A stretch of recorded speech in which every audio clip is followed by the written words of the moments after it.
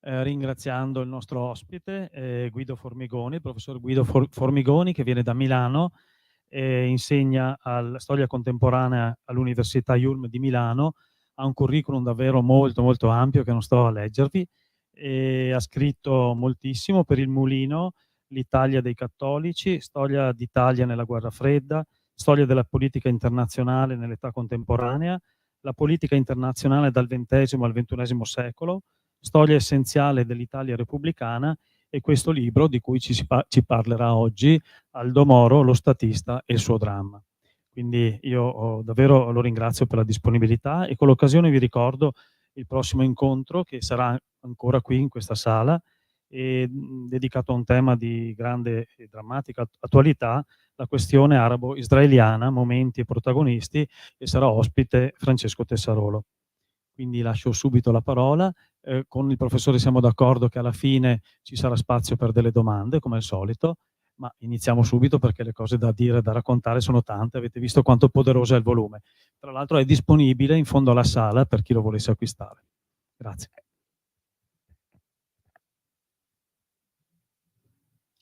Bene, buonasera a tutte e a tutti.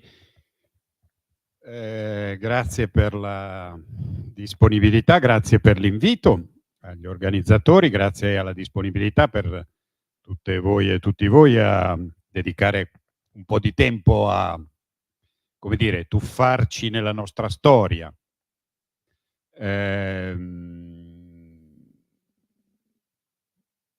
Stasera appunto l'invito è per parlare di questo libro, che è un tentativo di costruire una biografia, un profilo biografico abbastanza completo su Moro. E voi sapete che quando si cerca di scrivere una biografia si deve, come dire, fare un'operazione che è abbastanza delicata, perché dal punto di vista storico abbiamo in qualche modo il dovere di appoggiarci ai documenti, a quello che c'è. La documentazione su personaggi della nostra vicenda repubblicana è una dotazione documentaria che sta crescendo. Abbiamo insomma parecchio materiale a disposizione, ma naturalmente non è che tutto il percorso biografico di una persona sia documentabile, no? E soprattutto il tentativo è quello di andare poi un pochino al di là dei documenti per cercare di capire la persona, di capire l'interiorità, di capire il perché di tante scelte, di tanti orientamenti, posizioni. E questo non è facile, ma soprattutto può anche portare poi ad avvicinarsi talmente tanto alla persona studiata da perdere un po' il senso critico, no? E questo è quindi sempre un limite, insomma, non facile da rispettare, cioè quello di avvicinarsi con empatia, ma di cercare di non perdere quello che è un compito di chiunque guardi al passato, no? Cioè di rendersi conto di una distanza e di avere anche appunto una certa capacità critica nei confronti dell'oggetto del proprio lavoro. Non sono sicuro di essere riuscito a tenere bene insieme queste due realtà, ma devo dire che appunto studiando questo personaggio mi sono reso conto che oggi abbiamo una memoria di lui che è una memoria piuttosto particolare, perché è una memoria molto condizionata dalla fine della sua vicenda umana, no? Cioè dalla tragedia del sequestro, dell'assassinio, della morte violenta, no? Una morte violenta politica, no? Perché legata al percorso che lui aveva fatto. E siccome tra l'altro poi diremo due o tre cose anche su questo, ovviamente quella vicenda è una vicenda ancora piuttosto discussa e con degli elementi, diciamo, di conoscenza non certo definitiva, non certo chiara, il dibattito, potremmo dire addirittura anche il polverone, no, che si è sollevato su questa fine della sua biografia, ha rischiato un po' di oscurare quello che lui aveva fatto prima. Cioè, i 55 giorni del sequestro sono diventati quasi più importanti dei 62 anni della sua vita prima, che invece è stata una vita rilevante per la storia d'Italia, no? Insomma, Moro è stato presidente del Consiglio per più di 7 anni, ha governato quindi poi anche come ministro degli esteri per molti anni, è stato segretario per molti anni del partito della DC, cioè del partito di maggioranza, no? Il partito più importante della storia della Repubblica, almeno fino agli anni 90. Insomma, è stata una figura che ha inciso molto, anzi vedremo che è stato anche un po' lo stratega di alcuni passaggi decisivi della storia, non solo democristiana e non solo, diciamo, del vertice di governo di questo paese. Eppure questa cosa, appunto, rischiava di essere un po', no, trascurata. Io ho provato quindi a riportare anche un po' di luce su questa vicenda, come vi dicevo, aiutato dal fatto che la documentazione sta diventando molto cospicua, non su tutta la sua esperienza, su alcune fasi di più, alcune fasi di meno. Stasera che cosa pensavo quindi di fare? Di fare un riassunto del libro sarebbe anche un po' addirittura pretenzioso, no? Perché ci sono tanti dettagli che, come dire, possono servire a affrontare il personaggio, ma naturalmente ci porterebbero molto lontano. Più che altro a darvi alcuni flash di alcuni passaggi che secondo me sono importanti e poi magari credo che sia possibile discuterne un po', no? Lasceremmo un po' di tempo, credo, per qualche domanda, curiosità o diciamo richiesta di approfondimento. Da dove partiamo? Beh, partiamo intanto dalla sua formazione, no? Come tutte le persone, la sua formazione è molto importante. È una formazione, dunque se mi metto qui però oscuro la visione, diciamo così, di alcune di queste foto, che sono tra l'altro disponibili molte online, si trovano, c'è una specie di, come si dice, come si può chiamare, una galleria fotografica online che è stata costruita ed è stata costruita assieme, dico anche questa cosa prima di entrare nel merito della biografia, ad una nuova pubblicazione di tutti i suoi scritti, interventi, discorsi, eccetera, che sta per essere pubblicata in un formato online e open access, libero. Per cui se voi andate a cercare edizione nazionale Aldo Moro su internet trovate proprio tutta, cioè per ora non è ancora completa, ci sono alcuni volumi, ma nel giro di 2 o 3 anni dovrebbe essere disponibile proprio tutta questa raccolta di suoi interventi. Diciamo che non consiglio a nessuno o nessuna di mettersi a leggere tutto dalla prima parola all'ultima, perché sono migliaia di pagine, ma se uno fa un'indagine anche magari per temi o per può vedere dalla viva voce, insomma, che cosa sosteneva Moro fin dai tempi appunto della sua giovinezza. Moro è una persona che nasce nel 1916, cosa vi fa venire in mente? Prima guerra mondiale, no? Quindi diventa bambino delle elementari nel 22, cosa vi fa venire in mente? Fascismo, no? La marcia su Roma, l'inizio del governo di Mussolini. Va all'università, si laurea nel 39. Cosa vi fa venire in mente?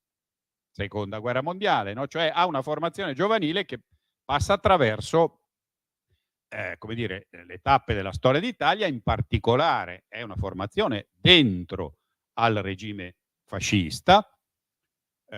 Moro diventa anche giovanissimo professore universitario prima ancora che cada il fascismo, a Bari, in Puglia, figlio di una famiglia di, diciamo, piccola borghesia locale.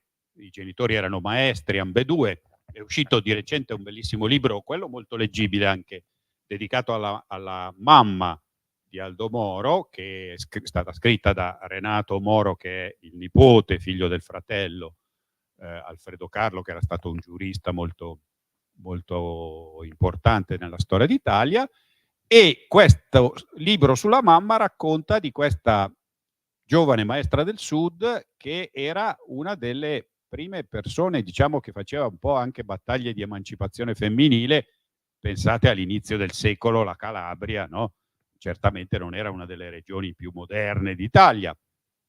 E lei, molto credente di un cristianesimo originale, perché diverso da quello, diciamo, del nord Italia, molto legato anche all'organizzazione, alle parrocchie, ai movimenti, no? Ma molto più legato a una pietà di tipo interiore e a una moralità personale molto spiccata. Sposa invece un maestro che veniva dalla Puglia, ma che anche lui poi aveva insegnato in Calabria, di impronta, diciamo, laico-positivista liberale, no? Quindi giovane Moro con i suoi fratelli nasce in una famiglia dove c'era già in qualche modo una discussione interna sui grandi valori, se vogliamo metterla così, no? Non era una formazione cristiana molto chiusa, particolarmente chiusa, anzi, una formazione aperta al confronto e al dialogo. E questa cosa la continua nelle organizzazioni di Azione Cattolica, in particolare nella Federazione degli Universitari, che era una delle realtà, una delle poche realtà che sotto il fascismo poteva avere una certa autonomia. Voi sapete che il concordato, no, del 29 per la Chiesa era stato certo un riconoscimento del governo Mussolini, ma era stata anche un'occasione per salvare la libertà delle organizzazioni formative, tra cui la FUCI, di cui Moro, quello lì è un gruppo che vedete appunto di suoi coetanei universitari e universitarie, e Moro diventa giovane presidente nazionale proprio nel 1939, subito dopo essersi laureato, no? Lì lo vedete in un'udienza con Pio XII. Pio XII era un papa, diciamo, un po' di una volta, che incuteva una certa, come dire, severità solo anche dal punto di vista della postura, e lui va a raccontare, insomma, la storia di questa gruppo di universitari che, ispirati all'allora giovane Monsignor Montini, che poi sarà Papa Paolo VI, facevano un percorso un po' di dibattito tra cultura cristiana e modernità piuttosto vivace, piuttosto aperto anche a ragionare di come stare al mondo. E come stare al mondo per un giovane di 20 anni di quell'epoca voleva dire pensare che il fascismo fosse l'orizzonte. Per cui lui non ha inizialmente posizioni antifasciste, ha posizioni distaccate ideologicamente dal regime, ma che stavano appunto dentro a questa esperienza. Comincia a fare l'insegnante, qui lo vedete con una classe di, penso che forse insegnasse per qualche anno anche al liceo, e poi prende la carriera di appunto docente universitario che terrà per tutta la vita. Oggi è una cosa che forse praticamente non si può più neanche tecnicamente fare, ma Moro continua a insegnare lungo tutto il suo percorso politico. Quando era Presidente del Consiglio, lui continuava a tenere i corsi all'università, perché diceva che il contatto con i giovani per lui era fondamentale. La sua vera missione era quella del professore, dell'educatore, e diciamo la politica lui la poteva anche lasciare. E ci sono dei passaggi politici delicati in cui lui pensa di lasciare, anche se poi alla fine continuerà a fare politica, arrivandoci però alla politica in un modo piuttosto, come dire, non così lineare, perché quando cade il fascismo, voi sapete che nel 43, no? Qualcuno avrà visto in questi giorni Dino Grandi e compagnia in televisione, quando cade improvvisamente il regime, le regioni del sud vengono occupate dagli angloamericani, Bari quindi è liberata già nel luglio del 43, e lì cominciano a mettersi in moto i processi che avrebbero poi portato alla costituzione dei partiti antifascisti.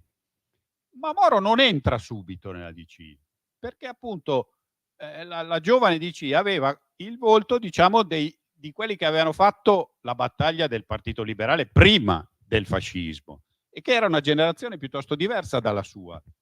E quindi lui non si trova particolarmente con questo gruppo e torna a fare il dirigente delle organizzazioni cattoliche, salvo che poi, passaggi, no, che forse ricorderete, la democrazia nasce all'interno di quel percorso complicato tra il colpo di stato monarchico appunto del 25 luglio, la nascita dei partiti antifascisti, la presenza del controllo politico alleato, mirato tra l'altro a continuare la guerra, no? A risalire la penisola, e in quel contesto si decide che sarà convocata un'assemblea costituente. L'assemblea costituente è una novità nella storia d'Italia, ma per il mondo cattolico è l'idea: dobbiamo mettere le basi del futuro, cara Democrazia Cristiana, metti nelle tue liste anche dei personaggi che siano legati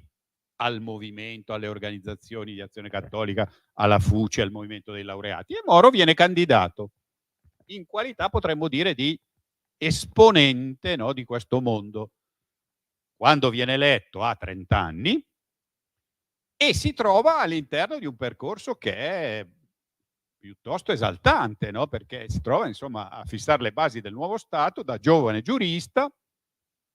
Lui era un giurista specializzato in diritto penale, però aveva anche insegnato filosofia del diritto, aveva fatto tutto un ragionamento sullo Stato, che è straordinariamente importante. Insomma, nel libro un pochino cerco di tracciarla questa cosa, perché pensate il discorso della, come dire, indagine su cos'è lo Stato di fronte al totalitarismo fascista. Quindi lui aveva l'idea, all'interno di quel mondo lì, di costruire una visione dello Stato che non fosse antistatale, come spesso il mondo cattolico aveva coltivato, ma che non fosse neanche legata al totalitarismo, alle idee di Gentile, di Rocco, no? dei grandi giuristi fascisti.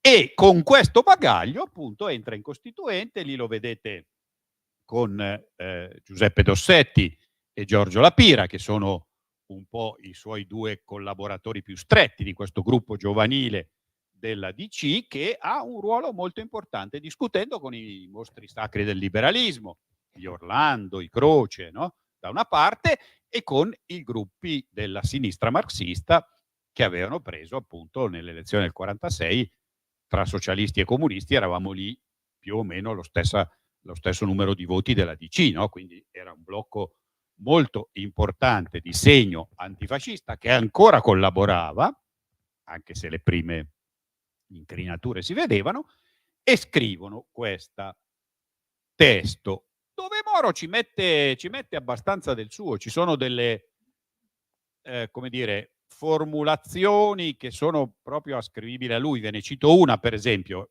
l'articolo 1, no? L'Italia è una repubblica democratica fondata sul lavoro. Nella prima stesura che aveva elaborato Togliatti suonava: l'Italia è una repubblica dei lavoratori. E Moro dice: ma no, ma è giusto fondare la repubblica sul lavoro, vuol dire fondarla, diciamo, non sul privilegio, no? Fondarla sulla base comune degli italiani, dei cittadini che lavorano per vivere e contribuiscono alla vita del paese lavorando. Ma se usiamo il concetto di lavoro assume un tono meno classista, no? E questo alla fine viene accettato anche dal PC e diventa l'articolo 1 attuale. È una banalità di esempio, ma per dirvi che appunto il tema è anche trovare delle formulazioni e dei punti di intesa, no? Con le altre correnti culturali, partendo da un'ideologia anche molto distante. E questa cosa funziona abbastanza. Il testo alla fine viene votato dal 90% dei costituenti. E Moro insiste soprattutto, insieme a Dossetti, La Pira e agli altri, su un punto, questo vorrei farvelo notare perché è abbastanza importante, inserire all'inizio dei principi, degli articoli che parlino di valori fondamentali. Nell'ottica della tradizione liberale, questa era una cosa inutile, no? Voi pensate a costituzioni come quella americana, non c'è un solo articolo dedicato a queste cose, no? Le costituzioni settecentesche, ottocentesche, sono costituzioni di regole, non hanno, al massimo i liberali dicevano metteteli in un preambolo, e invece questo gruppetto insiste sul fatto che ci sia una prima parte di principi che secondo loro ha un valore giuridico, mentre gli altri il valore giuridico glielo negavano. Perché? Perché sono in qualche modo una specie di orientamento programmatico che la Costituzione approva in termini generali, quindi non sono un orientamento di parte, non sono un orientamento ideologico di chi vince le elezioni, ma chiunque vinca le elezioni di un segno o dell'altro ha di fronte a sé quei valori come uno stimolo. Bisogna andare in quella direzione, bisogna affermare il valore appunto del lavoro inteso come possibilità di creare delle condizioni per cui appunto ci sia lavoro per tutti. Bisogna affermare il principio della tutela della salute, no? E via di questo passo. I primi 11 articoli, ma poi anche i primi 40, possiamo allargarli, no? Sono tutti articoli con questo significato programmatico molto forte. Finisce il lavoro costituente e Moro dice vabbè, torno a insegnare. Torna a insegnare e invece no, il suo partito gli dice vabbè, ma tu vai avanti a farti eleggere in Parlamento. Lui non ha per molti anni dopo il 48 un ruolo politico importante. Sono 10 anni, 48-59, in cui sostanzialmente lui è un parlamentare come tanti.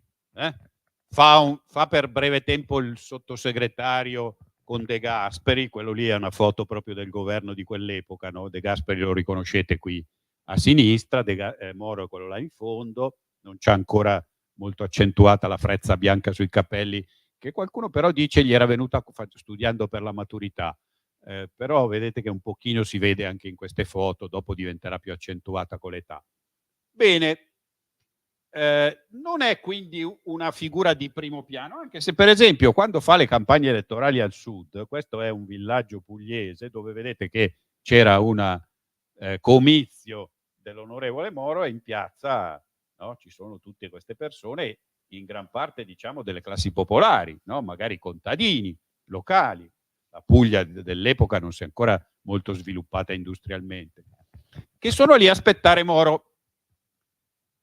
Parentesi, Moro pare che tra tutte le sue virtù non avesse quella della puntualità, no? Per cui spesso stavano lì ore a aspettarlo, perché poi doveva girare tutti i paesini, gli spostamenti immaginate non erano esattamente quelli di oggi, eppure c'è un'attenzione, cioè c'è l'idea che figure come questa, che qualcuno poi rimprovererà di parlare in modo astratto, in modo difficile, eccetera, però invece si facevano ascoltare dalle folle, no? Questo linguaggio un po' pedagogico, un po' attento a come dire, costruire tutti i passaggi logici che riguardavano le battaglie politiche, può apparire appunto un po' datato, ma aveva un senso anche pedagogico, un senso anche di costruzione di consenso, no? E questa è una cosa interessante da notare. Il momento decisivo però della sua carriera politica arriva nel 59. Perché nel 59? Perché l'ADC, che appunto, come abbiamo detto, no, è il partito più importante d'Italia, è anche un partito piuttosto pluralista e piuttosto diviso al suo interno, conosce una crisi. Una parte del gruppo dirigente si rivolta contro il segretario dell'epoca, che è Amintore Fanfani, questo signore qui che vedete a sinistra della foto, il quale era rimproverato di autoritarismo, potremmo dire, no? Era diventato segretario del partito, anche presidente del Consiglio, teneva anche il ministro degli esteri, insomma, concentrazione eccessiva di potere. Il gruppo che si stacca dalla corrente maggioritaria del partito lo sfiducia e devono trovare un segretario diverso da lui. Qui si potrebbe discutere perché si sceglie Moro, ma alla fine si sceglie Moro, no? E il punto forse più importante è proprio questo: Moro non era un uomo, diciamo, dotato di quella volontarismo forte che invece aveva Fanfani, era un uomo che ascoltava, era un uomo che mediava, ma non è solo una questione di carattere, è una questione un po' più forte, cioè è la questione che dentro alla sua formazione politica nei primi anni, in quei 10 anni che abbiamo visto passare dalla Costituente, c'erano dentro due cose importanti che lui cercava di tenere insieme. Una era proprio quell'elenco di valori della prima parte della Costituzione. Quello resterà sempre un po' la sua, come dire, stella polare, no? Dobbiamo portare la politica a fare questo, a realizzare quei valori, che vuol dire anche a cambiare la società. Non so se è chiaro, no? Qualcuno pensava che la democrazia fosse più o meno la stessa cosa del regime precedente, salvo l'aspetto politico, no? Si può avere opinioni diverse, si può cambiare il governo, ma la società più o meno deve rimanere immobile. Questa visione moderata non era la visione di Moro. Moro pensava che bisognasse cambiare profondamente la società secondo quel modello costituzionale.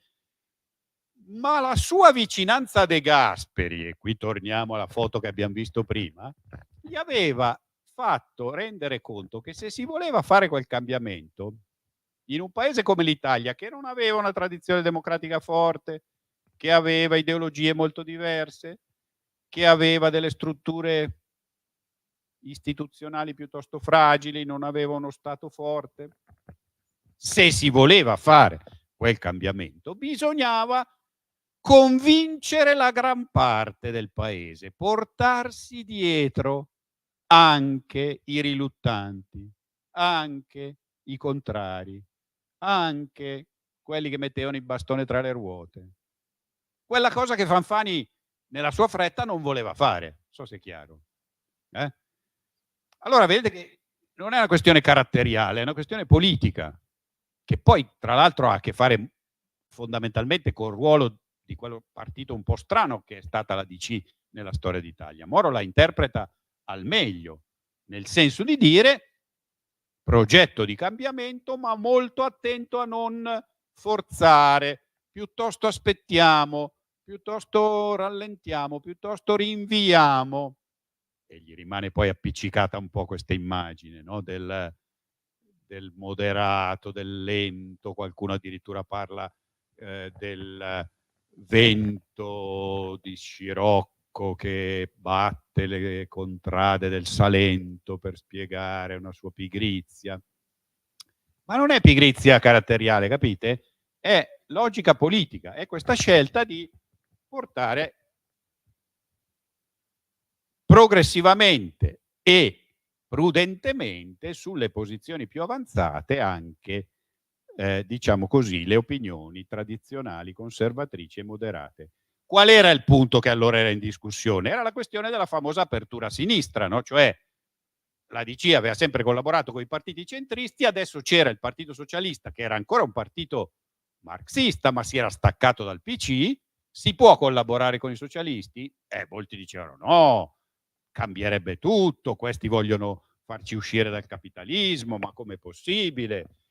E invece Moro si convince che lì c'è la possibilità di andare, ma naturalmente bisogna andarci coi piedi di piombo, e lui riesce a costruirlo questo percorso, perché nel congresso del 62 da segretario quasi tutta la DC gli va dietro. Facciamo questo esperimento, superando gli ostacoli che avevano posto gli americani, che avevano posto gli imprenditori. Fare l'alleanza con i socialisti vuol dire appunto immaginare leggi che per esempio migliorino le condizioni del mondo del lavoro. Gli imprenditori avevano fatto il boom economico basandosi sul fatto che i salari in Italia erano bassissimi e quindi sono preoccupati. Qui ci toccano la borsa e quindi fanno opposizione e lui cerca di blandirli, di incontrarli, di spiegare, di dire che faremo le cose con prudenza, con limiti, capite? Ma anche il mondo ecclesiastico, per carità, era ideologicamente in gran parte contrario, perché c'era questa teoria molto, molto schematica che non si collabora con i partiti ideologicamente contrari. I socialisti erano marxisti, quindi niente. Ma appunto tutte queste cose lui riesce a superarle. Entra quindi come primo grande passaggio della sua esperienza di leader politico quello di aver guidato questo itinerario. Dopo il 62 il centro-sinistra appunto nasce e lui viene mandato da quella oligarchia che c'è all'interno del partito a fare il presidente del Consiglio e lo resta per 5 anni, fino al 68. Pensate che questi sono gli anni appunto gli anni 60 di modernizzazione del paese, sono anni in cui all'inizio c'è una certa difficoltà economica congiunturale che poi viene superata e però appunto lui riesce a gestire questo percorso. Qualcuno dice che lo gestisce in modo troppo prudente e qui si torna al ragionamento di prima, no? Però pensate bene a cosa succede nel 64 quando lui è appena diventato Presidente del Consiglio. Il Presidente della Repubblica Segni, che è stato eletto esattamente per tutelare la parte conservatrice e moderata della DC, di fronte a una crisi di governo cerca di far tornare indietro l'equilibrio, di tornare a un governo del Presidente che eviti il centrosinistra, perché il centrosinistra secondo lui era pericoloso. C'è tutto un dibattito dietro le quinte in cui Segni prepara anche una specie di piano nel caso ci fossero agitazioni di piazza, di far intervenire i carabinieri per riportare l'ordine pubblico, cioè si arriva a sfiorare, no? Un pericolo per le istituzioni. E Moro riesce a cavalcare quella vicenda, a come dire, evitare i rischi di andare appunto in una direzione pericolosa, a confermare il centrosinistra in cambio di che cosa? In cambio di una certa moderazione del programma. Quindi per esempio si diceva dobbiamo fare le regioni perché in Costituzione c'erano le regioni, non erano mai state fatte per la banale ragione che le regioni davano potere ai comunisti a livello locale, no? E quindi i socialisti dicono dobbiamo farle, Moro dice aspettiamo un attimo, rinviamo un po', no? Capite questi atteggiamenti che sono dentro a quell'orizzonte politico che abbiamo visto. Nel frattempo lui comincia a assumere un po' una dimensione internazionale, comincia ad andare in giro per il mondo, non era particolarmente entusiasta di viaggiare all'inizio, aveva paura dell'aereo. Moro era una figura anche psicologicamente piuttosto complessa, era ipocondriaco, pensava di avere tutte le malattie del mondo, aveva paura di volare. Poi dopo a un certo punto supera queste cose perché c'è un'urgenza e negli anni 70 farà 4-5 volte il giro del mondo in missioni internazionali perché appunto ha superato questo blocco. Qui lo vedete a Berlino, no? Allora la Berlino divisa in due dal muro, e quindi fa questo percorso. Nel 68 però cosa succede? Succede quel grande cambiamento della società, no? Che è maturato anche proprio per i cambiamenti degli anni 60 e che però portano all'esplosione studentesca, alle proteste operaie, cioè il riformismo prudente dall'alto verticista che era nell'ipotesi del centrosinistra diventa sempre più difficile. E questo comporta una crisi interna alla DC.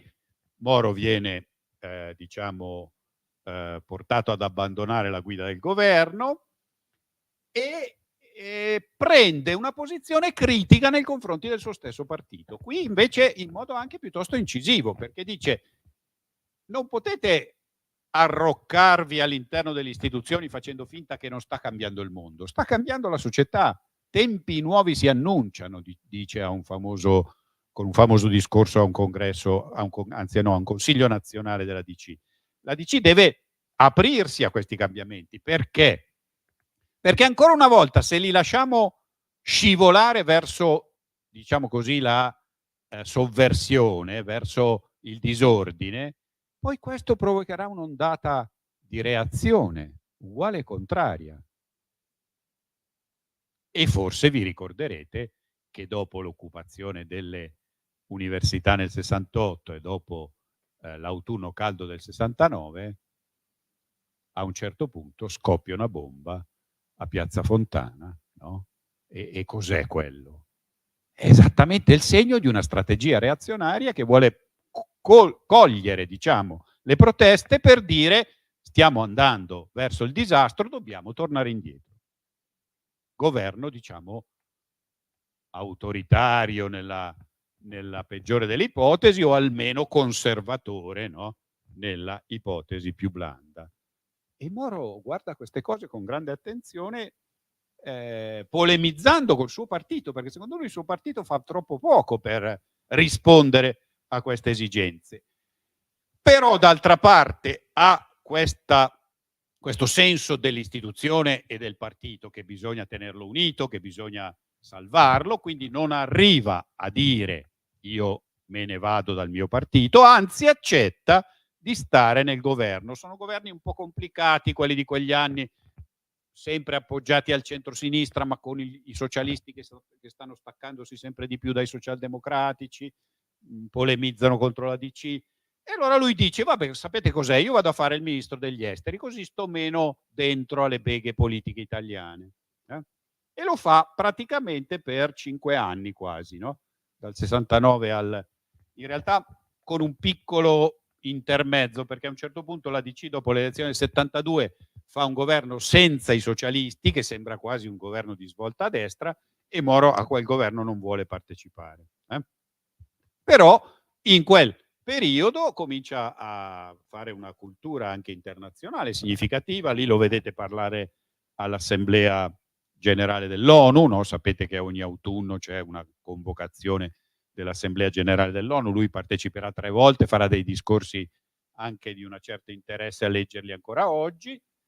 Lì lo vedete con Golda Meir, la prima ministra israeliana, e lui segue attentamente il conflitto israelo-palestinese, tanto per citare appunto l'argomento che avrete ad affrontare la prossima volta, e cercando di, come dire, condizionare Israele, soprattutto dopo la vittoria del 67, a tener conto anche del problema politico dei palestinesi. Insomma, una posizione che qualcuno sbrigativamente dice filo araba, in realtà è una posizione molto equilibrata, che però fa fatica a riuscire a muoversi all'interno di un conflitto che diventa sempre più drammatico. Qui lo vedete invece con questo signore che è forse riconoscibile da alcuni, no? Henry Kissinger, prima consigliere per la sicurezza nazionale, poi segretario di Stato americano, che è forse la persona con cui si è meno capita. Kissinger ha lasciato nelle sue memorie un ritratto veramente cattivo di Moro, no? Dicendo che si addormentava alle riunioni, cosa che oggettivamente si poteva dire tutto, ma non era vera, no? E che appunto col suo linguaggio astruso voleva portare l'Italia fuori dalla solidarietà dell'Occidente, perché Kissinger, diciamo, era una persona che allora voleva soprattutto gli schieramenti belli chiari e precisi. Curiosamente poi in tarda età, sapete, no, che è morto recentemente ultracentenario, in tarda età è diventato, non dico una colomba, ma quasi. Se voi avete avuto occasione di vedere lucidissimo fino alla morte, fino a 100 anni, le cose che diceva sul conflitto ucraino, quelle robe lì, insomma, vabbè, comunque, parentesi chiusa su Kissinger, ma per dire che il rapporto internazionale che lui costruisce non è sempre facile. Da Washington lui torna nel 74, dopo esserci andato appunto come ministro degli esteri a accompagnare il Presidente della Repubblica Leone, e dice ai suoi: sono stato minacciato se vado avanti a fare la mia politica, diciamo, di segno democratico, di attenzione alla sinistra. Non ci sono anche qui in questo caso fonti, diciamo, oggettive, ma c'è questo elemento, no, che teniamo sullo sfondo del nostro ragionamento. Lui torna ad avere un ruolo di primo piano nella DC proprio dopo il 74-75, in un contesto che è un contesto ancora difficile. Perché? Perché il centrosinistra è finito, i socialisti hanno detto basta, non collaboriamo più con la DC, vogliamo che entri al governo anche il Partito Comunista, il quale Partito Comunista con Berlinguer sta facendo una riforma, diciamo, ideologica molto forte. Ha proposto non più un'alternativa alla DC, ma un compromesso storico, cioè un accordo di governo per gestire le difficoltà del paese. Pensate che allora c'è anche una crisi economica, no? Dopo gli anni del boom c'è l'inflazione molto alta, c'è la difficoltà di un sistema che non si capisce se tiene, no? E Berlinguer fa questa proposta dicendo: noi sappiamo che se facciamo una battaglia per cacciare la DC dal governo e rischiamo di vincere per poco le elezioni, poi dopo questo può provocare uno sconquasso. Quindi chiediamo un governo di unità con la DC. La DC in generale risponde: non se ne parla. Moro, anche lui dice: guardate che non è il momento, non è matura questa cosa. Quindi quando si dice che Moro voleva il compromesso storico, si dice una cosa sbagliata. Moro non vuole l'alleanza di governo col PC. Gli dice a Berlinguer più volte: i tempi non sono maturi, ci sono ancora contraddizioni nel paese e nel contesto internazionale. E allora però come si esce da questo impasse? Soprattutto perché nelle elezioni del 76 la DC, che sembrava in declino, ha tenuto, ma ha tenuto a fatica, intorno al 38%, e il PC è arrivato al 34%, quindi sono molto vicini i due partiti. Come si fa a gestire una situazione di questo tipo? Moro dice: siamo nella terza fase, no? Fase della ricostruzione del centrismo, la fase del crescita economica centrosinistra, adesso c'è la fase della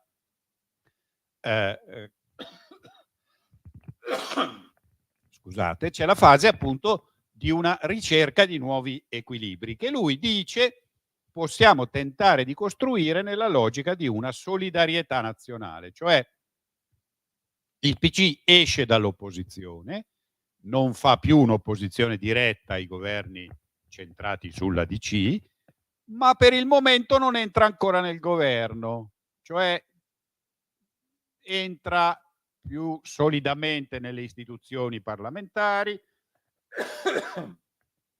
C'è una scelta comune delle cariche istituzionali, c'è un dialogo programmatico, cioè c'è un avvicinamento progressivo che è provvisorio secondo Moro. Questo lui lo dice in lungo e in largo.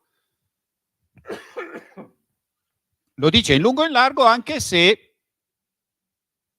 dobbiamo dire che siamo meno sicuri di quello che Moro voleva negli anni 70 rispetto agli anni 60.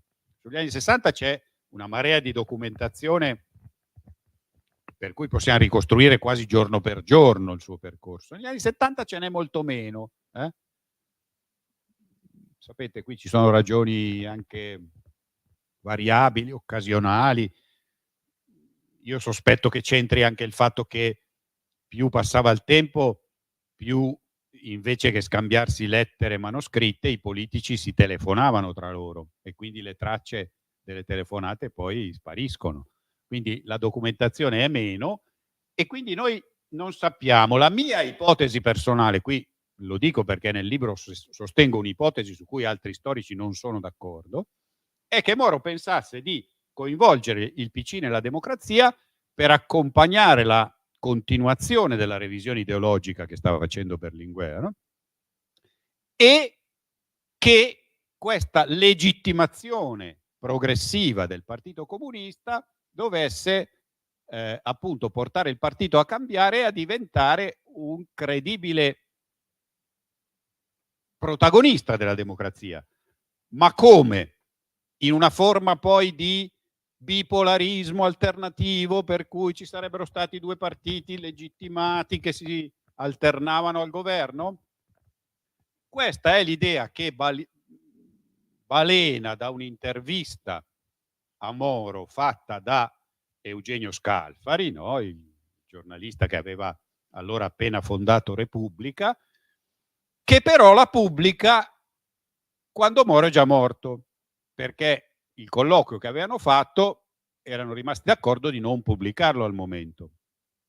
In quel colloquio Moro, trascritto da Scalfari, allude all'idea appunto di una democrazia dell'alternanza, diciamo, no? Due poli in cui il PC potrebbe diventare un polo alternativo alla DC, superando quella che appunto Moro chiamava la democrazia difficile, cioè la democrazia senza alternanza, perché la storia repubblicana precedente aveva visto sempre governi basati sulla DC. Non siamo sicuri che questo fosse veramente il pensiero di Moro, no?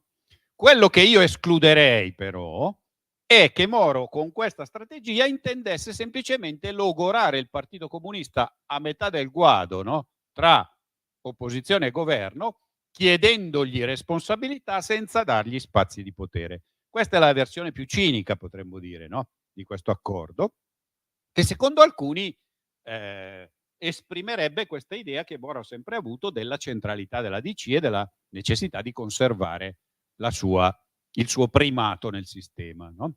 A me sembra una versione, diciamo, insostenibile, però ve la presento perché c'è un dibattito su questo punto, no? Non abbiamo certezze. Lì vedete la famosa stretta di mano quando si fa il programma comune tra Moro e Berlinguer, qui lo vedete con Zaccagnini, un giovane Bodrato e un giovane Pisanu, che erano i dirigenti della DC che aveva tentato di avviare un suo progetto di rinnovamento, e questo è un po' il quadro in cui appunto si arriva all'ultimo episodio drammatico della sua vita. Proprio quando appunto era stato costituito questo primo governo Andreotti nel 76, no? Monocolore democristiano con tutti gli altri partiti tranne i Missini che si astenevano, quindi governo della non sfiducia, poi governo dell'accordo programmatico e poi nel marzo del 78 crisi di governo di nuovo e doveva nascere un governo con il PC che stava nella maggioranza, che votava il partito e che votava il governo e quindi che discuteva anche le scelte fondamentali, pur non facendo ancora parte del governo. È chiaro la sottigliezza del percorso. Quel 16 marzo doveva esserci la votazione parlamentare e Moro viene rapito dalle Brigate Rosse, no? Chi sono le Brigate Rosse? Le Brigate Rosse sono una scheggia di questo come dire, grande movimento sociale che ha attraversato il paese tra il 68 e gli anni 70. Una scheggia in cui ci sono dentro tante componenti, ma che hanno scelto appunto l'idea della lotta armata perché, secondo loro, la democrazia non permette il cambiamento rivoluzionario che loro avevano in mente. Le Brigate Rosse quindi sono un partito che ha la DC come il grande antagonista, no? Lo scrivono in tutti i loro documenti, c'è una come dire, insistenza fortissima intorno al ruolo pernicioso della DC nella storia d'Italia, anche se le Brigate Rosse sono anche un partito che, utilizzando una ideologia marxista, però sono molto contrari all'evoluzione del PC, perché Berlinguer ha appunto tradito la rivoluzione, mettiamola così, no? Quindi, come dire, è comprensibile che le Brigate Rosse ce l'abbiano con questo processo delicato, difficile, contingente di solidarietà nazionale, no?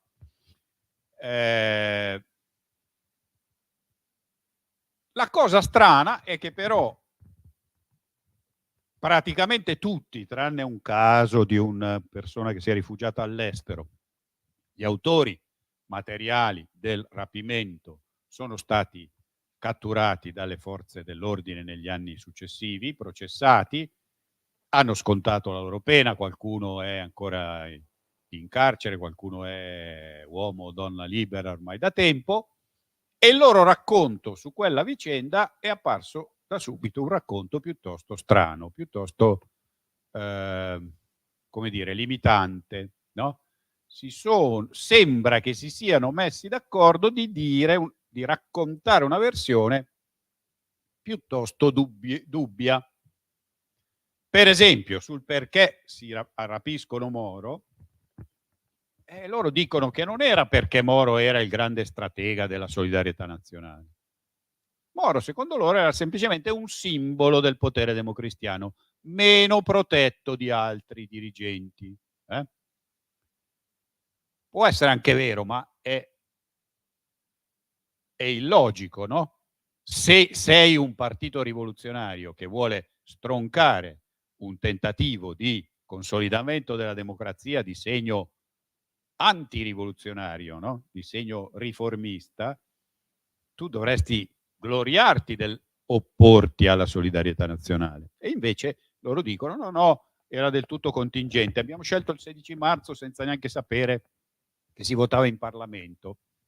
Questo è già un pochino più dubbio, no? Come affermazione. Ma partendo da qui, un po' tutto il racconto sul rapimento è piuttosto strano, no? A partire anche dalle cose materiali. Vi sarà capitato di vedere nel diluvio di fiction, no? Sul caso Moro, il famoso cubicolo ritagliato in un tinello, come si diceva allora, di un appartamento, no? Con la parete insonorizzata, in cui Moro sarebbe stato tenuto per 55 giorni in via Montalcini, alla periferia di Roma, un condominio normale in cui c'erano persone che ci abitavano, che andavano, facevano la loro vita, andavano avanti e indietro, e c'era un appartamento appunto comprato da una militante delle BR che allora era sconosciuta ancora, no? Anna Laura Braghetti, e che faceva finta di essere una normale condomina, mentre Prospero Gallinari sorvegliava Moro in prigione, e Mario Moretti, che era il capo militare delle Brigate Rosse, girava per l'Italia, arrivando lì ogni tanto a parlare con Moro, e poi se ne andava a contattare i dirigenti in giro per l'Italia. Racconto già di per sé piuttosto complicato, no? Ma pensate al fatto che c'è una smentita di questo racconto legato al fatto, alle condizioni con cui è stato trovato il cadavere di Moro 55 giorni dopo, incompatibili con il racconto, perché un uomo appunto di una certa età che sta sdraiato su una branda, al massimo si può sedere e si deve lavare in un catino, dopo 55 giorni, diciamo, deve avere dei segni di questa sua detenzione, che non aveva quando fu trovato cadavere. Allora, capite che da queste cose pratiche viene il dubbio sulla strategia. Che cosa volevano questo gruppo di rapitori? Che cosa avevano in mente? Perché anche lì il primo comunicato delle BR è: noi vogliamo fare il processo del popolo, no? Interrogheremo Moro sui misfatti del regime democristiano e divulgheremo tutto. Che Moro sia stato interrogato lo sappiamo, perché ci sono, no, tracce delle sue risposte, che sono arrivate anni dopo, trovate nei covi delle BR, alcuni diciamo mesi dopo il sequestro, alcuni addirittura 10 anni dopo, anzi 12 anni dopo. E qui perché Moro parla, perché Moro risponde, perché Moro scrive, perché poi le BR rendono nota una lettera di Moro a Cossiga in cui Moro dice: qui lo Stato è in crisi perché ha permesso il rapimento di un dirigente, guardate che in casi eccezionali come questi si può prendere in considerazione l'idea di una trattativa. Ma le BR non hanno parlato di trattativa all'inizio, hanno parlato di processo. E anzi, rivelando in pubblico la lettera di Moro a Cossiga, rendono la trattativa di per sé molto più difficile, no? Perché appena questa cosa viene comunicata in pubblico, subito si alzano le alte mura di chi dice no, non si può trattare coi brigatisti, non si può trattare coi terroristi, non si può trattare coi delinquenti, no? Lo Stato deve difendersi. Era pensabile che succedesse questo? Certo che era logico, no? La trattativa in tutti i casi di rapimento, politico o non politico, di principio deve essere riservata, perché se no non funziona. E le BR, rendendo pubblica la lettera Cossiga, la rovinano in partenza, potremmo dire, no? E quindi poi perseguono veramente il discorso del processo e della comunicazione di quello che Moro dice? No, non rivelano neanche una riga. Meglio, rivelano una riga mandandola ai giornali, una paginetta di Moro, semplicemente per testimoniare che Moro sta parlando, appunto, no? E voi capite che in questo caso aumenta un po' il valore dell'ostaggio, perché non è solo l'ostaggio in sé, ma è un ostaggio che può comunicare qualcosa, no?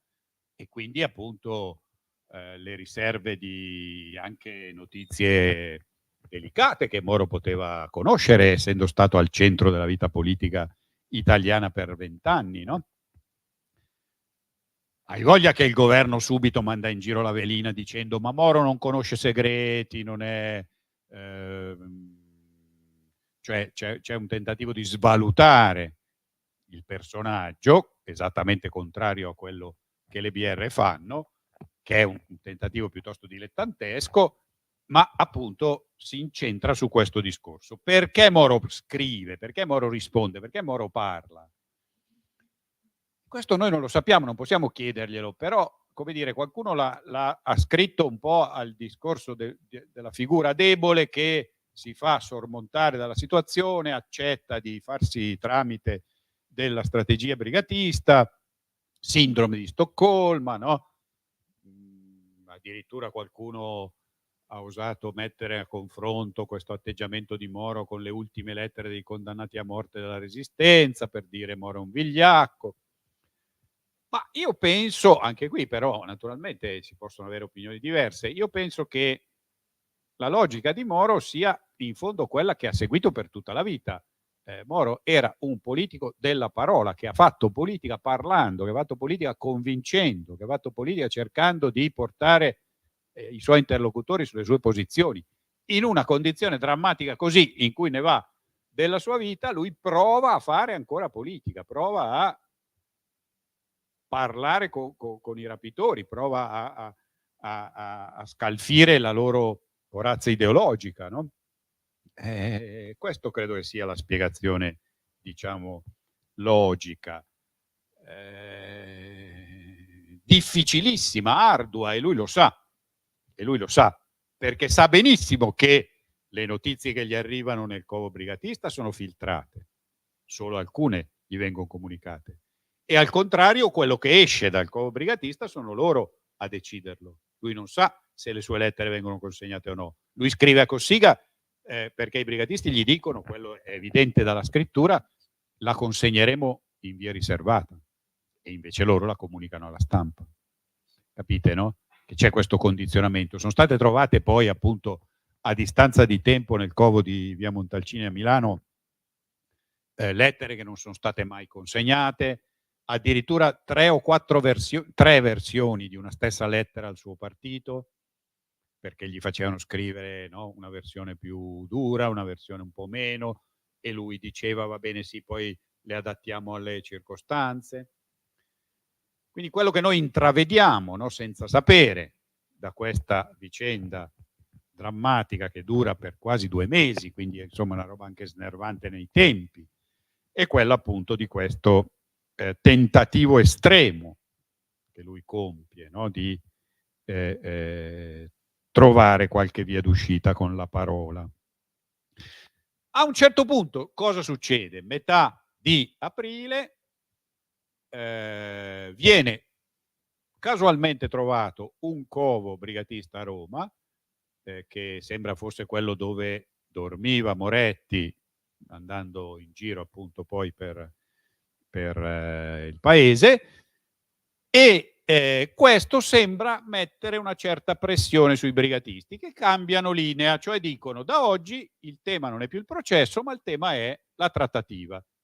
Lo Stato deve liberare 13 brigatisti prigionieri e noi libereremo Moro.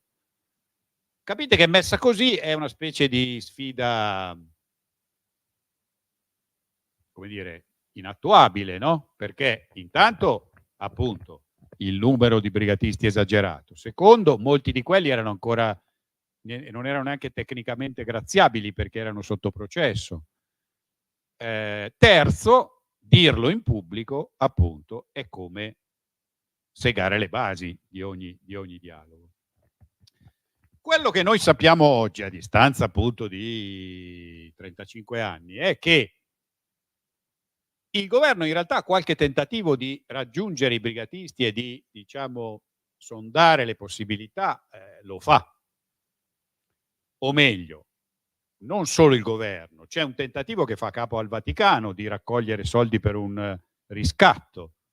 Le Brigate Rosse in passato avevano accettato di liberare sequestrati in cambio di denaro. E però la cosa non funziona perché non si trova l'interlocutore. C'è un tentativo che si fa attraverso i palestinesi, perché si sa che nell'estremismo internazionale i contatti tra movimenti palestinesi e BR sono presenti, e i palestinesi hanno costruito col tempo buoni rapporti con Moro, nella logica che dicevamo prima, ma anche qui non si riesce a trovare un canale. C'è un contatto tra Craxi e i dirigenti socialisti e alcuni esponenti dell'autonomia operaia, di questo raggruppamento estremista, no, legato un po' ai movimenti sessantottini, che avevano a loro volta contatti con i brigatisti. Ma anche qui è un contatto del tutto vago, cioè non si riesce a concretizzare nessun passaggio sicuro.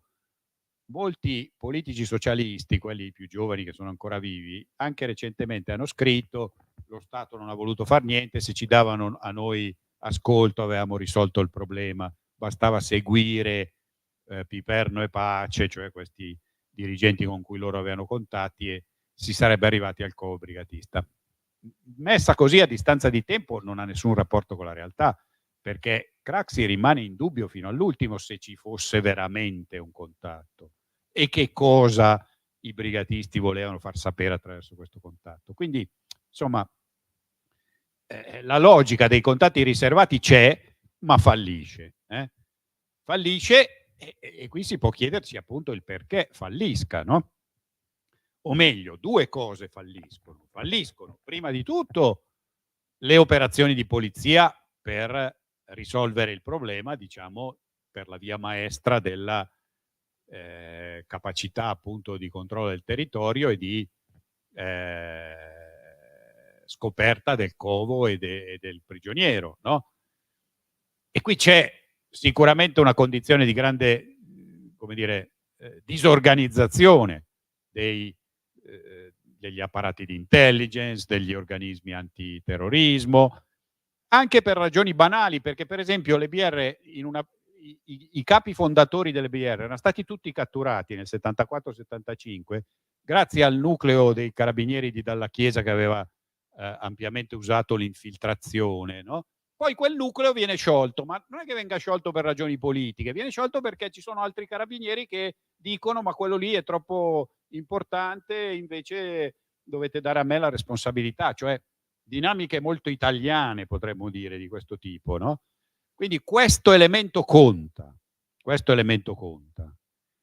E chi però può escludere che conti anche qualcosa di più, no? Cioè conta anche il fatto che negli apparati di sicurezza c'erano sicuramente posizioni figure, dirigenti, che venivano da una storia di simpatia per la strategia della tensione e di scarsa simpatia per la politica di Moro. E quindi una non collaborazione, una passività, non so se riesco a spiegarmi, no? Che può essere uno degli elementi che spiega il fallimento. Quando dico, non l'ho detto per caso, no? Che Moretti girava l'Italia in treno per andare a parlare con i dirigenti brigatisti al nord, eccetera. Era il più ricercato d'Italia, perché il giorno dopo il rapimento c'erano già tutte le foto, no? Dei brigatisti conosciuti, che poi in gran parte erano quelli che si riveleranno membri del comando e del gruppo che gestiva il sequestro.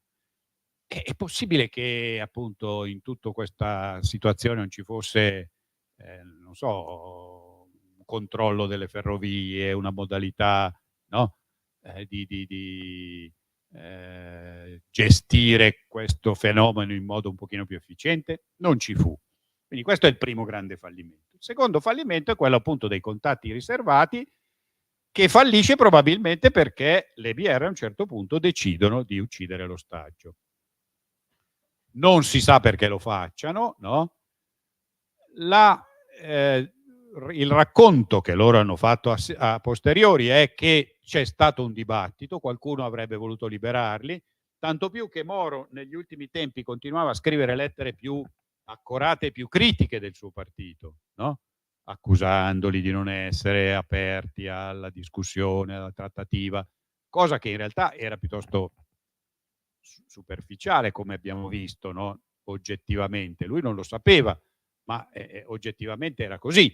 Tutto il grande dibattito fermezza trattativa è un dibattito che a distanza di anni vediamo come poco efficace, no? Perché appunto dire non si fa la trattativa in pubblico è dire un'ovvietà.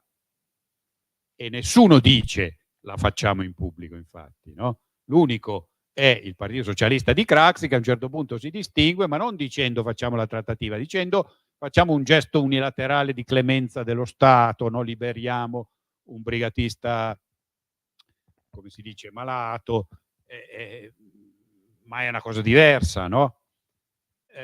Quindi il portare le cose su questo piano, il diffondere le lettere di Moro contro il suo partito, eccetera, sembra quasi che le BR abbiano voluto fare una sorta di grande operazione propagandistica, mettendo Moro contro il suo partito e facendo passare l'idea che alla fine chi vuole uccidere Moro sono i suoi compagni di partito. Oibò, cosa vi fa venire in mente questa cosa? Che un sacco di prodotti cinematografici, di discussioni degli ultimi anni, di prese di posizione, eccetera, affermano esattamente questa cosa qui.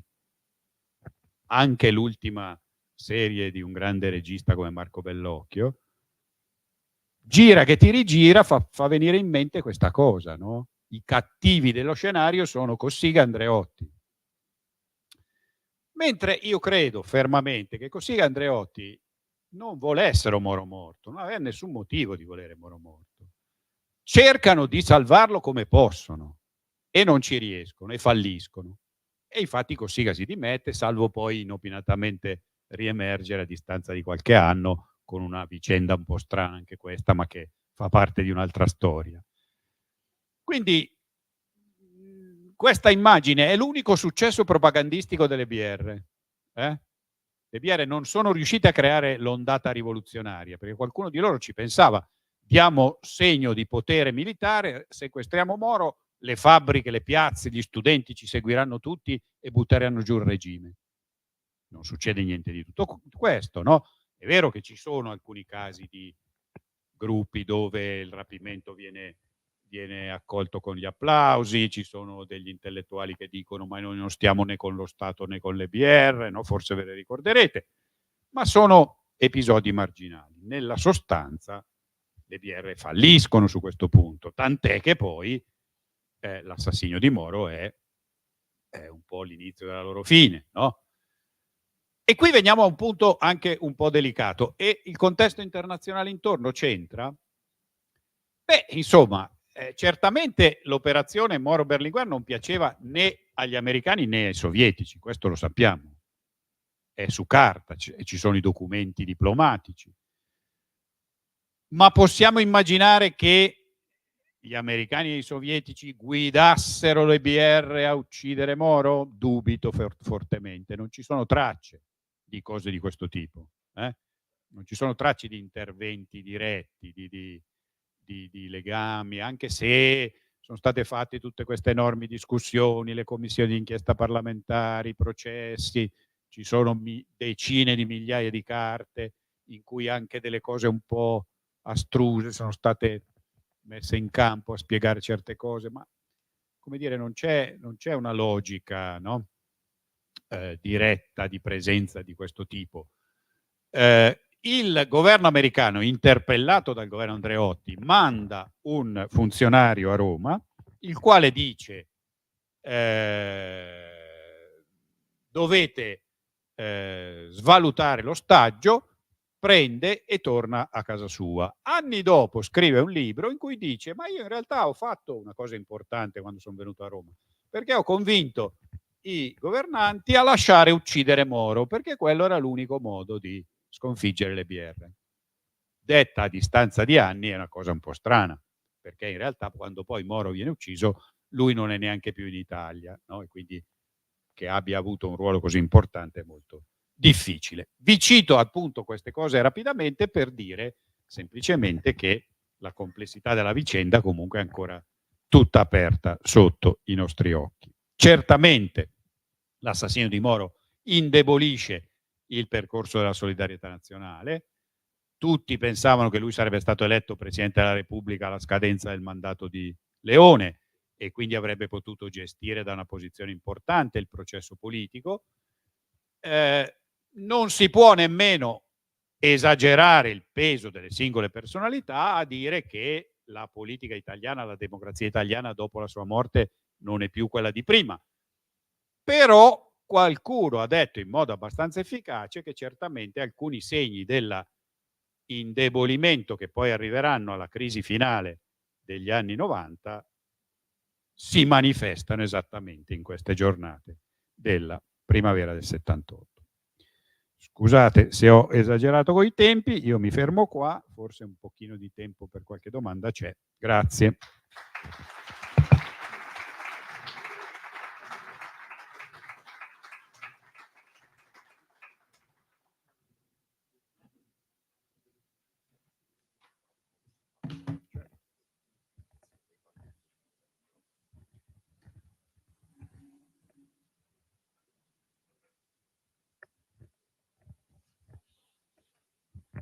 Mi scusi, secondo lei, io vorrei capire che rosso era quello delle brigate, primo.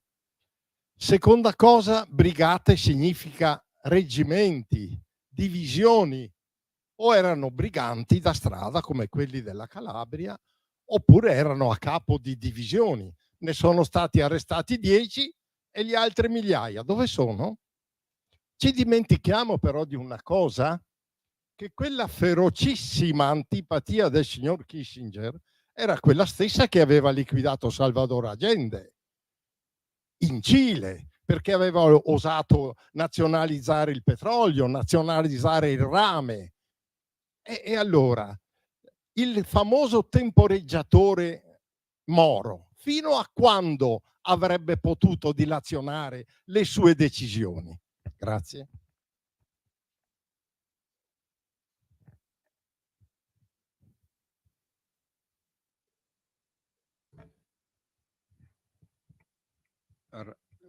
Raccogliamo qualche intervento, sì, o come preferite. Se volete che risponda subito, se no raccogliamo qualche intervento. Bah, dunque, allora, che rosso? Era un rosso espresso con il linguaggio dell'ideologia marxista. Rossana Rossanda, che era appunto questa dirigente del Partito Comunista, che poi era stata cacciata insieme al gruppo del Manifesto nel 69 dal partito, che conosceva bene questi ambienti, scrive esattamente durante il sequestro di Moro che lei riconosce l'album di famiglia del comunismo italiano in questi ragionamenti. Quindi io penso che sia difficile, diciamo, tacciare la storia delle Brigate Rosse come una storia spuria. È una storia di una scheggia che si può senz'altro pensare una scheggia minimale, ridotta. Questo lei ha ragione, no? Le brigate sono un piccolo gruppo clandestino, concepito con gli stilemi della clandestinità che facevano parte di un discorso generale, no? Dell'estremismo marxista anche in altri paesi europei, non solo europei. Quindi non c'è niente di nuovo nel loro modus operandi, nelle loro dinamiche. Quindi, come dire, è una scheggia dell'estremismo italiano, punto. Poi dire che dietro a questa scheggia, che questa scheggia sia condizionata, che questa scheggia sia infiltrata, che questa scheggia eterodiretta mi pare molto improbabile, perché il riferimento che lei fa agli Ende è ben diverso. E qui non si tratta di una scheggia dell'estremismo marxista, qui si tratta dei militari che avevano legami ovvi con la superpotenza americana nella logica della guerra fredda in America Latina, e quindi che Kissinger e il Dipartimento di Stato sostenga l'operazione dei militari diretta appunto a bloccare Allende, eccetera, ha una logica politica molto stringente. Che invece appunto un gruppo di estremisti sia condizionato dalla CIA a sua insaputa mi pare molto più improbabile, no? C'è chi dice, sostiene, guardate, siccome appunto mi occupo un po' di storia democristiana, abbiamo appena pubblicato con degli amici anche un libro sulla storia della DC, sono andato a parlare con molti dirigenti democristiani e molti di loro sono convinti esattamente che dietro le BR ci fosse il KGB, ci fossero i sovietici, che sarebbe anche più logico di per sé, no? Perché appunto anche loro, parallelamente a Kissinger, odiavano la politica di Berlinguer perché diceva che poteva mettere in discussione la stabilità anche dei regimi dell'est europeo, no? E quindi questo è politicamente una questione che potrebbe essere molto più logica, ma anche qui non c'è traccia reale. L'unica traccia vaga che è stata inventata è che qualche brigatista di secondo piano sia andato in qualche anno, primi anni 70, a fare un periodo di addestramento in Cecoslovacchia dove gli hanno insegnato a sparare. I servizi segreti cecoslovacchi certamente erano abbastanza addentro ai vertici del patto di Varsavia, ma insomma anche lì da sostenere questa cosa fino in fondo, credo che insomma ce ne corra. Quindi come dire, io al momento sto alle tracce che abbiamo che sono veramente esili in questo senso. L'altra unica vicenda particolare che di solito viene raccontata a questo proposito è proprio il fatto che Moretti, cioè uno dei fondatori delle BR, che però aveva una cultura, un approccio, una storia da dirigente sindacale periferico, meno organica quella di Curcio e Franceschini, cioè quelli più intellettuali, diciamo, del gruppo, viene ad essere l'unico in libertà dopo l'arresto appunto dei dirigenti principali, e Moretti ha una sorta di capacità di sfuggire ad alcune, come dire, operazioni di carabinieri e polizia tra il 74 e il 76, e ha un legame con questo gruppo che è uscito dalle BR all'inizio, cosiddetto Super Clan, che era il gruppo, diciamo, dei più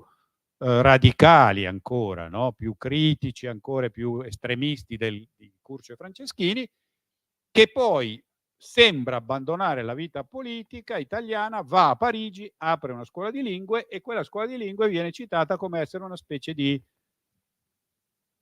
terreno di mediazione tra estremismi internazionali, no? Forse infiltrata da servizi segreti, eccetera. Moretti rispondeva a qualcuno in questo senso? No, non è chiarissimo, è un sospetto. Molti dei suoi colleghi brigatisti della prima ora l'hanno scritto, l'hanno sostenuto, no? Non si fidavano di Moretti. Franceschini ha scritto una specie di libro molto polemico nei confronti di Moretti, però anche qui è un'ipotesi, insomma, piuttosto vaga e che non spiega il dominio poi di Moretti sul gruppo, perché lui è uno e tutti gli altri dirigenti, insomma, sembrano muoversi nella loro logica, che alla fine è una logica di relativa compattezza, nonostante che raccontino di queste discussioni, però. Quindi io appunto non escludo, come naturalmente è possibile, che possa esserci stata qualche infiltrazione, qualche condizionamento, eccetera. L'idea della eterodirezione, cioè che questo gruppo di estremisti sia semplicemente strumento di qualche potere occulto che l'ha usato per i propri scopi, mi convince veramente poco. Cioè nella vita politica, nella storia, sono piuttosto rari gli episodi di questo tipo, se non assenti. Cioè, bisogna seguire prima le strade più logiche e più comprensibili per spiegare le vicende. Poi le cose più arzigogolate possono anche avere un loro margine di realizzabilità sotto il cielo, ma sono certamente piuttosto improbabili.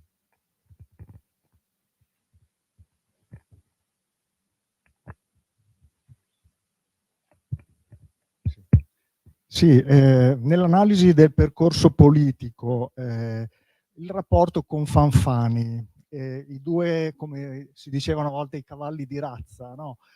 Perché il Fanfani che ho conosciuto io negli anni 70 da giovane liceale era un Fanfani molto contrapposto a Moro.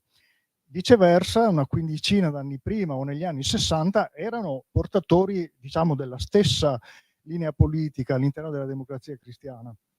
Si può forse dire che dopo le elezioni del 58, che erano andate abbastanza bene per la Democrazia Cristiana ed era già sul tavolo l'apertura al Partito Socialista, se non sia stato questo progetto molto frenato dalla volontà di Fanfani di mantenere il ruolo di segretario oltre che di Presidente del Consiglio, creando malumori all'interno della DC e obbligando Moro per i 3 o 4 anni successivi a infinite mediazioni.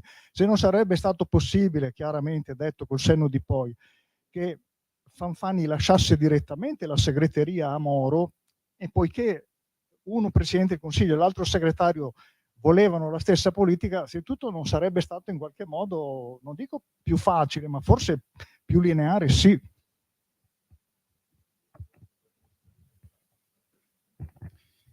Ma allora, la vicenda del 58-59 è in realtà, come dire, molto legata alle personalità, no? Cioè la figura di Fanfani appunto allora è quella di un riformatore che vuole andare nella direzione del centro-sinistra e che però è percepita da una parte del partito come uno che lo vuol fare accentrando troppo il potere, ma soprattutto andandoci troppo velocemente e quindi scontrandosi con coloro che allora erano contrari, e li abbiamo nominati, no? I vertici ecclesiastici, gli imprenditori, gli americani, eccetera. E quindi Moro fa questa opzione di seguire la stessa linea, ma con un approccio più morbido, che alla fine risulta vincente. E Fanfani riconosce questo passaggio con Moro, no?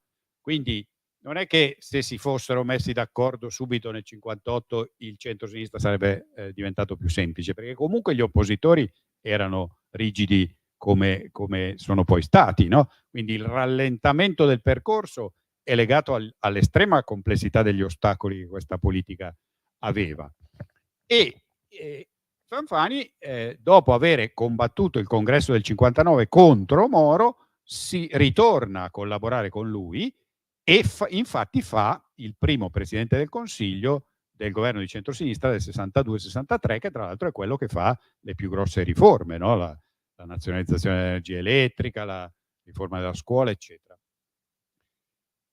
Fanfani resta in questa posizione, anzi resta nella posizione un po' del pungolo riformista nei confronti di Moro fino al 68. Fa il ministro degli esteri per un po' di anni, è quello che dice a Moro dobbiamo essere più coraggiosi contro gli americani, cioè sembra, no, l'uomo del centro-sinistra più incisivo. Poi col 68 cambia tutto. Qui c'è proprio una inversione personale della figura di Fanfani che io, anche se ci ho lavorato su un po', non sono riuscito a capire fino in fondo. Probabilmente è da ascrivere un po' a questo impatto psicologicamente, come dire, traumatizzante con il 68, con i disordini.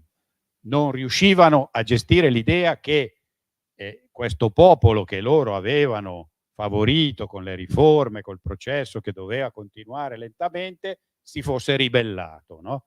Perché appunto lì salta fuori il concetto contro il sistema, no? Non si può cambiare il sistema si abbatte, non si cambia, e tutto questo tipo di retorica che per Moro è appunto tempi nuovi che si annunciano. Guardate che il mondo va in quella direzione, no? Lui dice, c'è una soggettività nuova, non è solo le parole d'ordine estremiste che dovete tener conto, ma dovete tener conto della critica all'autoritarismo che c'era nella società, che c'era nell'università, che c'era nella scuola, e quindi bisogna aprirsi nei confronti di queste istanze purché non degenerino provocando poi una reazione uguale contraria. Per Fanfani invece c'è la paura che sembra bloccarlo e farlo diventare di nuovo sodale dei famosi traditori del 59, perché lui torna ad allearsi con i Dorotei che l'avevano scalzato nel 59, che è paradossale, no? Dopo aver fatto da sanguigno toscano, tra l'altro, no? Una battaglia politica interna durissima contro i Dorotei, nel congresso del 69 fa l'alleanza con i Dorotei. E allora uno non capisce più, no? E lì viene fuori il Fanfani dell'ultima parte della sua carriera politica, che un po', diciamo, tenta di fare il notabile, presidente del Senato, vuole farsi eleggere presidente della Repubblica e non ci riesce, no? E un po' però prende queste posizioni sempre più moderate e prudenti, che non stavano nella logica della sua formazione, della sua prima battaglia politica, no? Ma a volte le complessità delle biografie sono queste, insomma. Io una ragione più specifica non l'ho trovata di questa svolta, ma è una svolta veramente molto marcata. Il Fanfani del referendum, per intendere, sul divorzio, no? Che porta la DC anche a questa battaglia, come dire, rischiosa e in parte si sapeva già tendenzialmente perdente, pur di affermare una visione tradizionalista che 10-15 anni prima non avrebbe sostenuto, insomma.